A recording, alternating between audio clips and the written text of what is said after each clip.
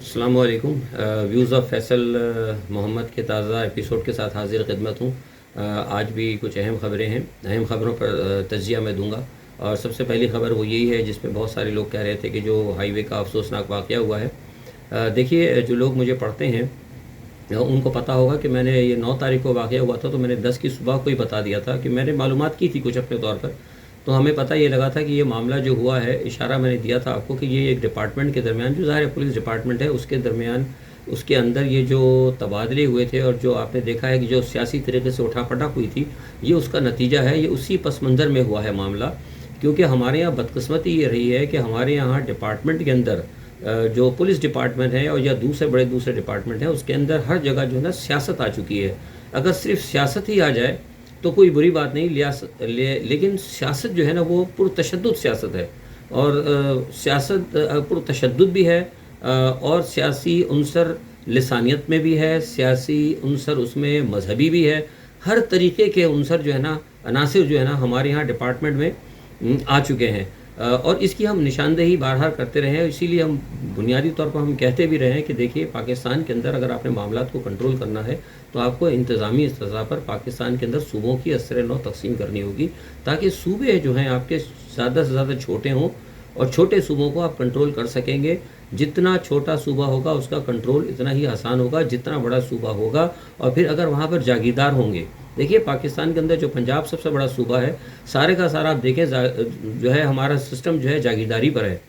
ایک بات یاد رکھیے کہ جاگیردار ہم چلاتے تو ہے نا حکومت جمہوریت کی سطح پر۔ میں آپ کو بنیادی خرابی کا پس پردہ بیک گراؤنڈ بتا رہا ہوں۔ ہم جمہوریت کی بات کرتے ہیں، جمہوریت فیڈرلزم جو ہے اور ڈیموکریسی، یہ پلس مائنس ہے، یہ ایک دوسرے کی ضد ہے۔ ہم بات ڈیموکریسی کی کرتے ہیں لیکن رول ہمارے فیڈرل لینڈ لارڈس کرتے ہیں۔ تو یاد رکھیے کہ جب یہ اس طرح معاملہ نہیں چل سکتا۔ یہ جو واقعہ ہوا ہے بنیادی طور پر اس کی وجوہات یہی ہے کہ اس کے اندر، جیسے میں نے پہلے دن بتایا تھا، کہ ڈپارٹمنٹ کے لوگ ہیں، اور ڈپارٹمنٹ کے اندر ایسے لوگ ہیں جن کے باقاعدہ گروپس ہیں، ایسے گروپ ہیں کہ جن کو سیاستدانوں کی اور جاگیرداروں کی اور بدماش قسم کے جاگیرداروں کی آشیرواد حاصل ہیں۔ یہ جاگیردار جو ہیں اپنے علاقے کے تھانوں کو اور اپنے علاقوں کی پولیس کو اس طرح چلاتے ہیں جیسے وہ اپنے اوطاق کو چلاتے ہیں۔ آپ کو پتہ ہے، بہت سے لوگ اگر جو جانتے ہیں جاگیرداروں کو، کیونکہ میں تو پاکستان میں سیاست کر چکا ہوں، میرا جاگیرداروں سے واسطہ پڑتا رہا ہے، ابھی بھی پڑتا ہے، دوست ہیں، جاتا ہوں، ٹھہرتا ہوں، تو وہ جس طرح چلاتے ہیں نا اپنے اوطاق کی طرح چلانا چاہتے ہیں۔ جب وہ اپنے اوطاق کی طرح چلائیں گے تو پھر کیا ہوتا ہے کہ پولیس والے مجبور ہوتے ہیں اسی طرح چلنے پر۔ اور ان کے اوطاقوں میں کیا ہوتا ہے؟ بالکل یہی ہوتا ہے کہ جس کو چاہتے ہیں وہ اٹھا لیتے ہیں، جن کی مرضی ہوتی ہے اس کو چھپا لیتے ہیں، جس کو چاہے کسی سے مروا دیتے ہیں، مروانے کے بعد اس کو پھر چھپا دیتے ہیں۔ تو یہی کام ہماری پولیس بھی کرتی ہے۔ ان کے کہنے کے پر انہوں نے لوگ رکھے ہوتے ہیں، ان سے جرائم کراتے ہیں، جرائم کرانے کے بعد ان کو پھر ہلکی سی سزا دلا کے ان کو سیو کر دیتے ہیں۔ سیف ہیون دیتی ہے خود پولیس، دیتی ہے خود، یہ بدماش لوگ دیتے ہیں۔ اور اس کے بعد کہتے ہیں جب آپ نے کام کر لیا ٹھیک ہے ہم آپ کو بچا لیں گے، لیکن نیکسٹ ٹائم اگر کوئی اس قسم کی واردات کی ضرورت پڑی تو پھر آپ ہمارے لیے کام کریں گے۔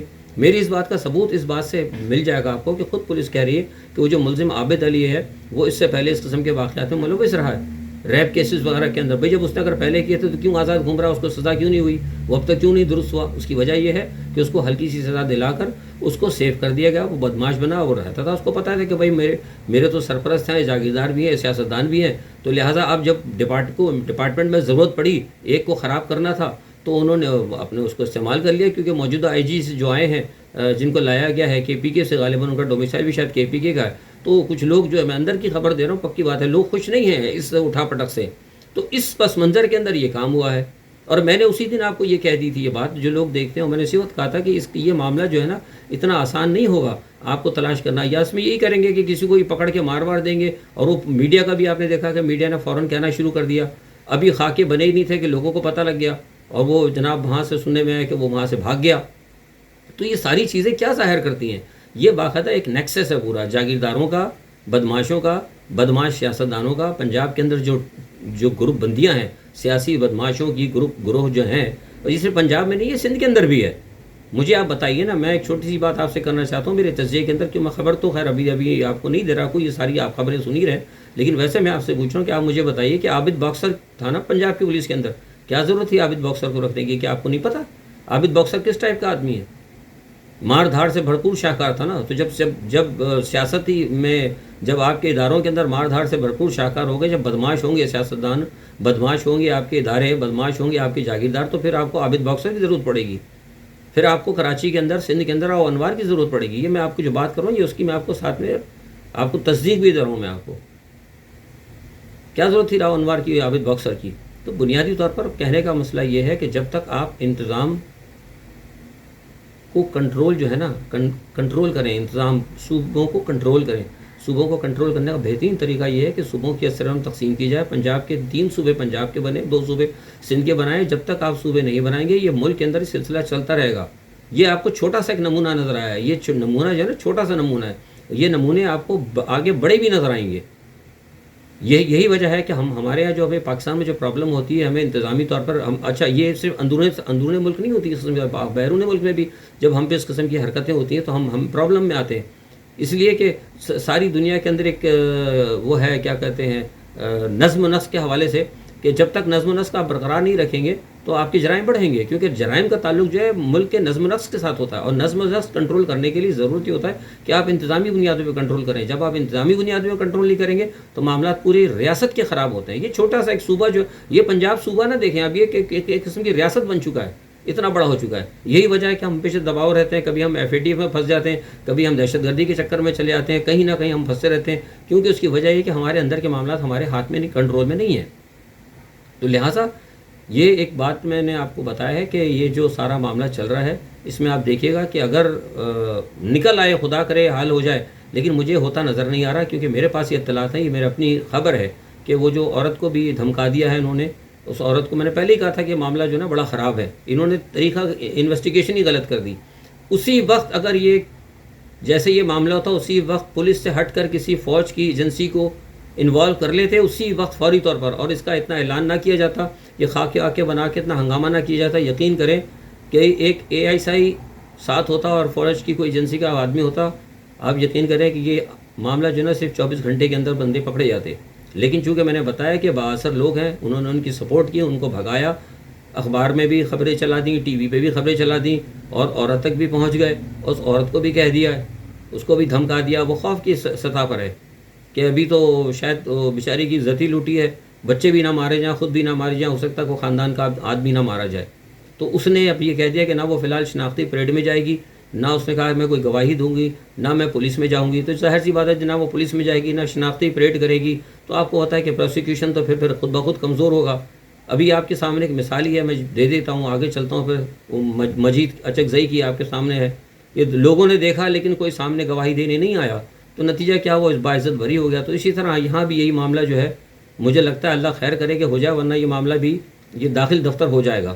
اور یہ داخل دفتر میں آپ سے کہہ رہا ہوں کہ نہیں ہونا چاہیے. اگر یہ داخل دفتر ہوا تو اس کا موجودہ حکومت کو بہت بڑا نقصان ہوگا، اور اپوزیشن اس کو کیش کرائے گی، کیونکہ اپوزیشن تو ویسے ہی اس وقت لابنگ کر رہی ہے کسی طرح حکومت کو گرانے کے لیے. آپ کو پتہ بھی ہے، میں نے بتایا تھا کہ مریم نواز نے بھی اس حوالے سے اپنے معاملات شروع کر رکھے ہیں، اور جو APC کا معاملہ چل رہا ہے اسی پس منظر کے اندر، کیونکہ APC کے اندر ایک مسئلہ یہ ہوا ہے کہ اب زرداری صاحب نے، میں نے آپ کو پچھلی ویڈیو میں بتایا تھا آپ کو کہ زرداری صاحب نے اپنے طور پر لابنگ کی ہے، اپنے طور پہ اندرون خانہ معاملات کیے ہیں، اور انہوں نے یہ حکومت کو یقین دہانی کرائی کہ بھئی سندھ کی حکومت ہے، ہم کوشش کریں کہ آپ کے ساتھ. آپ نے دیکھا ہے کہ وزیر اعلیٰ کا بھی ٹون ذرا ہلکا ہو گیا، انہوں نے کہا کہ ٹھیک ہے جی ہم مل کے کام کرنے کے لیے تیار ہیں. تو انہوں نے اداروں کو کہہ دیا ہے کہ جناب ہم سندھ کی حکومت بھی آپ ساتھ کوآپریٹ کرے گی، اور یہ ہے کہ ہم APC کے لیے زرداری صاحب نے کہہ دیا کہ زرداری ہاؤس بھی استعمال نہیں ہوگا. ہاں اگر ہوتی ہے تو ہم سیاسی بطور سیاسی قوت ہم اس میں شامل ہو جائیں گے، لیکن ایز سچ ہمارا کوئی کام نہیں ہوگا. ہم کو اتنا بڑا اس کے اندر وہ مومنٹم نہیں کریں گے جو آج سے 1 ہفتے پہلے انہوں نے کہا تھا. تو اس وجہ سے وہ تھوڑا سا معاملہ جو ہے APC کا پھر گڑبڑ ہوا ہے. اور مریم نواز شریف نے بھی اپنی لابنگ شروع کر دی ہے. انہوں نے بھی کہا ہے کہ بھائی ٹھیک ہے، اگر مجھے کیونکہ ان کو پتہ لگ گیا تھا کہ زرداری صاحب نے بیک چینل میں اپنے معاملات درست کرنے شروع کیے، تو وہ مریم نواز نے ایک دفعہ کہنا شروع کر دیا کہ جناب ٹھیک ہے، اگر آپ مجھے باہر جانے کی اجازت دیں تو ہم بھی مطلب کچھ پیچھے ہٹتے ہیں.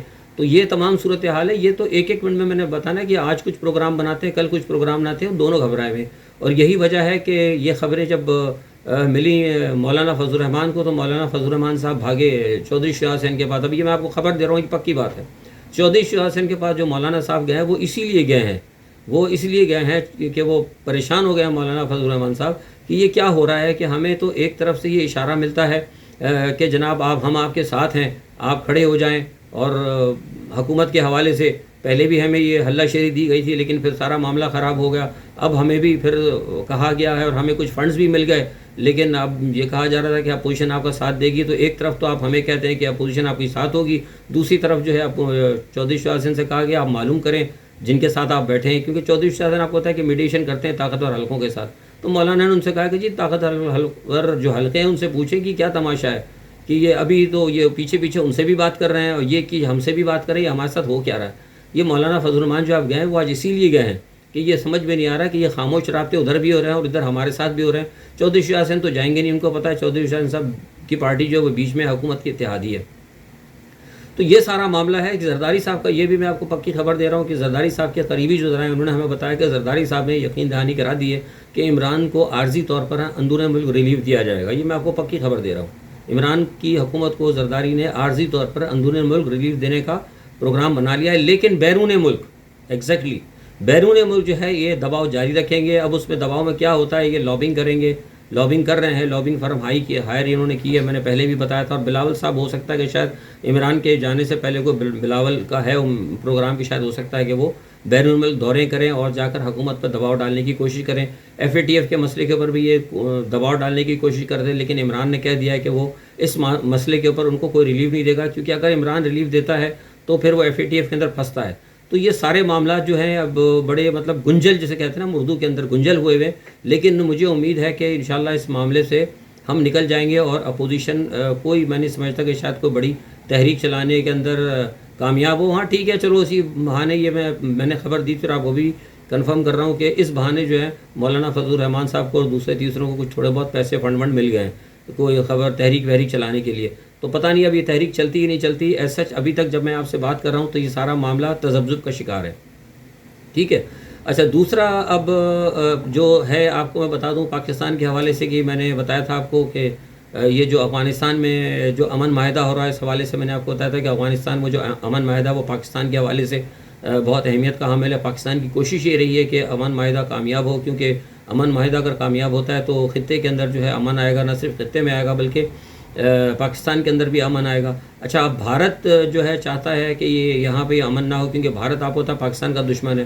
تو بھارت کی کوشش یہ ہے کہ اس کو امن مذاکرات کو ناکام کیا جائے. یہ بھی دیکھیے جو ڈیلے چلا ہے نا 2 دن کا بیچ میں, اور یہ جو تعطل پیدا ہوا وہ 6 آدمی جو میں نے بتایا تھا آپ کو, میرا بیان بھی اگر آپ پیچھے پڑھتے ہو میں نے اس میں بیان بھی دیا کہ 6 قیدیوں پہ جو رہائی کی جو بات چلی تھی اس کے اندر جو تعطل آیا وہ تعطل بھی بنیادی طور پر اسی لیے آیا تھا کہ بھارت کی کوشش یہ تھی کہ اس کے اندر تھوڑا سا تعطل پیدا کی جائے یا ان کو ناکام کیا جائے. اگر ناکام نہیں ہوتے, بھارت کی پہلی تو کوشش ہے ناکام ہو جائے, کیونکہ ناکام ہو جائے گا تو پاکستان کے اوپر اس کا دباؤ ہوئے گا. اگر وہ بھارت چاہتا ہے کہ اگر یہ ناکام نہ ہو تو کم از کم اس میں تعطل آئے, اتنا تعطل آ جائے کم از کم کہ جو اپنا امریکہ کے الیکشن ہوئے ہیں جس میں پہلے بتایا تھا, اور جو بائیڈن آ جائے, کیونکہ جو بائیڈن ان کے ساتھ ہیں. افغانستان کی جو موجودہ حکومت ہے, اشرف غنی کا جو سیٹ اپ ہے وہ اس کو سپورٹ کرتے ہیں.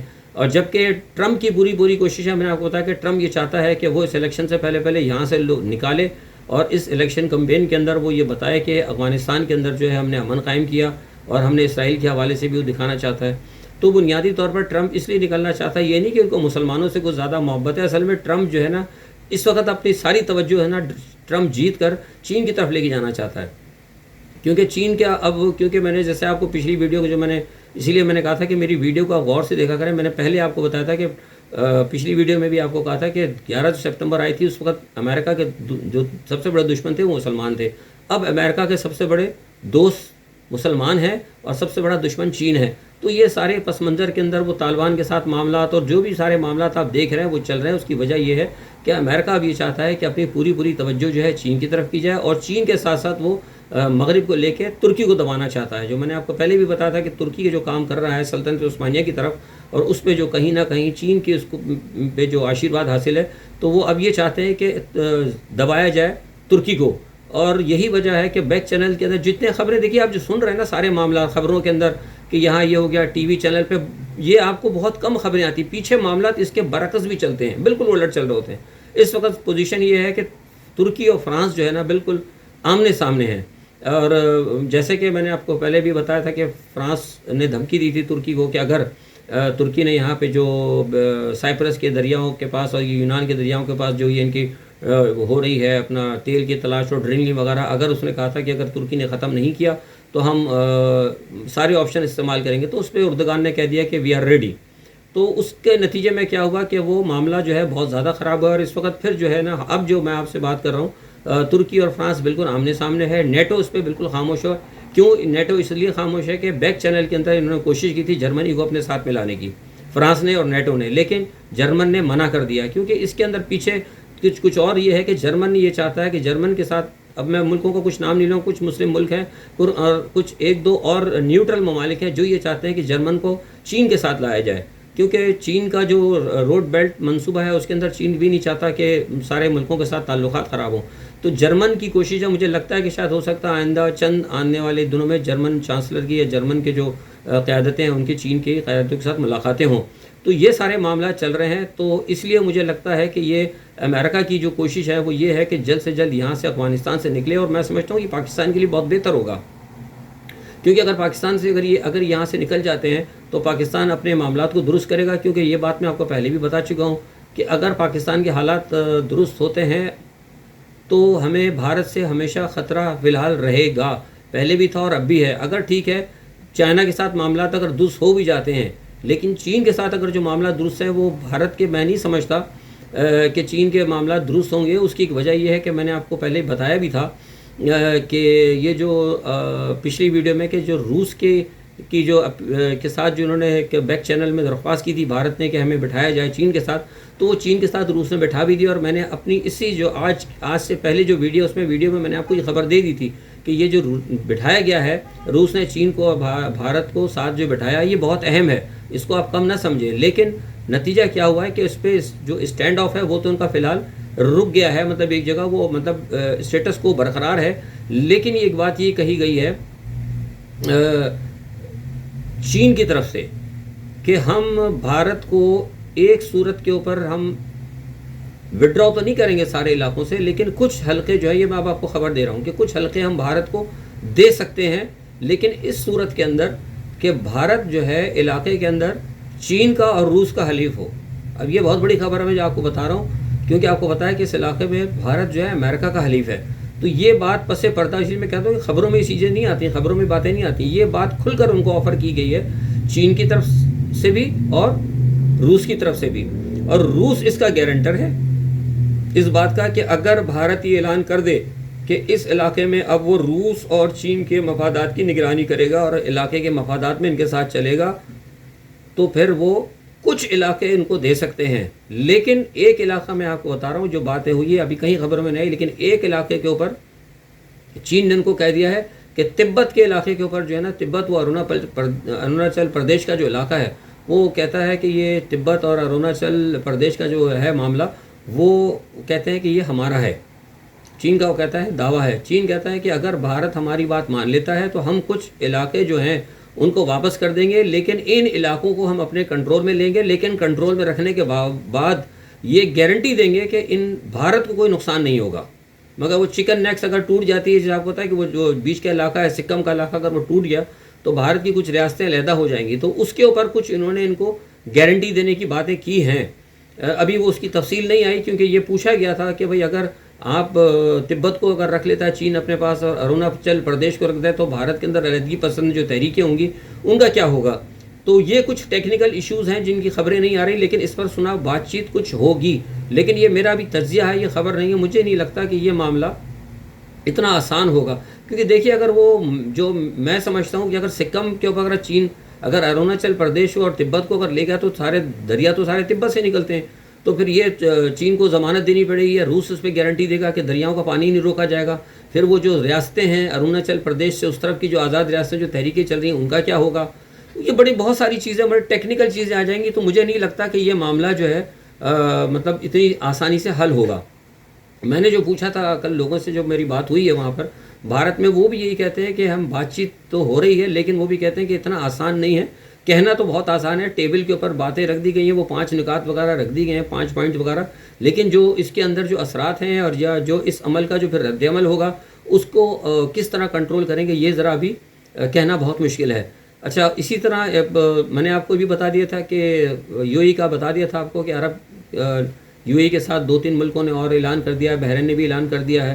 اور ایک اور ملک ہے، کم سے کم 3 ملکوں کے بارے میں نے آپ کو پہلے بتایا تھا کہ وہ 3 ملک جو ہیں ہو سکتا ہے کہ شاید وائٹ ہاؤس کے اندر جا کے اعلان کریں اسرائیل کے ساتھ جو پیس پروسیس ہے اس کے حوالے سے۔ اور یہ بھی میں آپ کو خبر دے دوں کہ یہ اخبارات میں کہیں خبر نہیں آئی، اسرائیل نے ان کو یہ پس پردہ کہا تھا کہ جتنے زیادہ سے زیادہ عرب ممالک اسرائیل کے ساتھ اگر تعلقات قائم کر لیں، ہمارے پہ بھروسہ کریں، ہم پہ جو کہتے ہیں کہ کانفیڈنس کریں، تو اس کے بعد ہم عرب ممالک کو خوشخبری دیں گے فلسطین کے حوالے سے۔ تو یہ میں آپ کو بتا دوں کہ یہ میں آپ کو 100% کہہ رہا ہوں۔ آپ لوگ جنہوں نے بھی تاریخ پڑھی ہوگی اسرائیلیت کی یا مسلمانوں کی، یہودیوں کی، یہ میں 100% کہہ رہا ہوں کہ دھوکے بازی یا آئی واش ہے، یہ کچھ نہیں، اس قسم کی کوئی بات نہیں ہوگی۔ یہ ان کو اپنے ساتھ ملا ملو کے اور عرب ریاستوں کے اندر اسرائیل اپنے ایجنٹوں کو داخل کرنے کے بعد یہ کوئی فلسطین کا اس نے نہیں بنانا۔ یہ جھوٹی باتیں کی، یہ بیک چینل کے اوپر جو باتیں کی جا رہی نا کہ ہم آپ کو خوشخبری دیں گے اور یہ کر دیں گے، ایسا کچھ نہیں ہونے والا ہے، یہ سب جھوٹ ہے، یہ ڈھکوسلے بازی ہے، میں آپ کو بتا رہا ہوں۔ اسی پس منظر میں سعودی عرب کے حالات بھی جو ہیں اندر سے کچھ ٹھیک نہیں ہیں، اور ایم بی ایس کے بارے میں بھی مجھے پتہ لگ رہا ہے کہ ایم بی ایس کے بھی کچھ جسے کہتے ہیں نا کہ اقتدار کو ہے کچھ اندر سے خطرات زیادہ بڑھتے جا رہے ہیں۔ تو ایس سچ یہ خبریں ہیں، بہرحال دیکھیے کیا ہوتا ہے انشاءاللہ 2-3 دن کے اندر۔ ابھی کیونکہ یہ مہینہ جو میں نے آپ سے لکھا تھا کہ ستمبر کا اور اکتوبر کے اگلے 15 دن جو ہیں وہ پاکستان کے لیے اور آئندہ آنے والی سیاست کے لیے بہت اہم ہوں گے۔ تو انشاءاللہ اگلے کوشش کروں گا کہ اگلے 3 دن بعد جو آپ کو میں تجزیہ دوں، اس کے اندر ہو سکتا ہے کہ کچھ آنے والے دنوں کے اندر جو کچھ ہو سکتا ہے اس کے بارے میں آپ کو چند 2-4 اہم باتیں دوں۔ اسی کے ساتھ میں اجازت چاہتا ہوں، اپنا بہت خیال رکھیے گا، اللہ حافظ۔